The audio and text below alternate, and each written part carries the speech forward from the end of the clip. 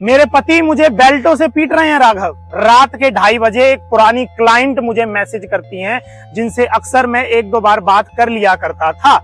अब यहां पर मैं क्यों बता रहा हूं ये चीज, निश्चिंत रहिए, अनुमति उन्होंने दे दिया, इसीलिए ये बात आपको बता रहा हूं। और ये बता रहा हूं आपको, जब प्रकृति के खिलाफ जाकर आप काम करते हैं तो उसका नतीजा क्या होता है। मैंने उनको जब कॉल करी और मैंने उनसे कहा कि मैम, मैंने आपको मना किया था ये चीज ना करने से, 10-10 बार समझाया था, तो आपने ये क्यों करी। यही सुन के वो रोने लगी साहब। अब एक कहानी की पृष्ठभूमि में लेकर चलता हूं। एक महिला है जिनकी पहली शादी खराब हो गई 1.5 साल के अंदर, दूसरी शादी खराब हो गई 2 साल के अंदर। साहब पढ़ी लिखी महिला है, अच्छे पद पे है, ऐसा नहीं है। दूसरी शादी खराब हो गई 2 साल के अंदर। जब खराब होने लगी शादी, उन्होंने मुझे पहली कॉल करी, मैंने रेमेडीज दी, उनको समझाया और मैंने ये कहा था कि मैम गलती से तीसरी शादी मत कर लेना। मैंने बर्थ चार्ट आपका देख लिया है, मैंने ऊर्जाएं आपकी देख ली है, मैंने नेचर आपका देख लिया है। और दूसरी शादी लेके चलने लगी, रेमेडीज करने लगी, उपचार होने लगा, चीजें ठीक हो रही थी। न जाने क्या हुआ, एक दिन कॉल करके कहने लगी राघव मुझे तीसरी शादी करनी है, मैं इनके साथ नहीं रह पाऊंगी। मैंने फिर बोला मत करना, रेमेडीज करिए।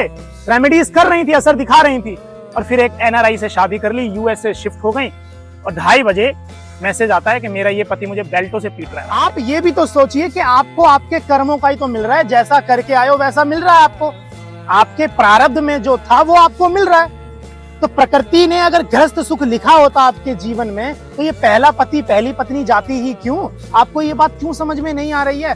आप प्रकृति के खिलाफ जाके दूसरा पति पत्नी ले आ रही हैं, फिर दुखी ही रहेंगे, विश्वास मानना। क्योंकि प्रकृति तो बहुत विनम्र है, वो तो खुशियां ही देना चाहती है आपको। आपके कर्म खराब हैं और जितने पुरुषों के साथ अब संबंध बनाती जाएंगी, पहले पुरुष ने भोगा, अब दूसरा भोगेगा, ये भी खुश नहीं रख रहा तो तीसरा भोगेगा।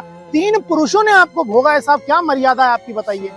3 स्त्रियों को भोग चुके हो आपने जीवन में। कितनी माँ लक्ष्मी का अपमान आपने कर दिया है। कहां से जीवन में तरक्की मिलेगी, वो माँ लक्ष्मी ही चली जाएगी। ना नौकरी लग पाएगी, ना प्रमोशन हो पाएगा, कर्जा बढ़ेगा, किराए के घर पे आ जाओगे, दिमाग फटेगा टेंशन से। अगर दूसरी शादी करनी भी है तो पहले समर्पण ईश्वर पे कर दीजिए, ईश्वर जरूर रास्ता कोई निकालेगा। और फिर मैं कह रहा हूं बचिए, क्योंकि यहाँ पर शुरुआत हर कोई शानदारी करता है, बात तो अंत तक टिके रहने की है।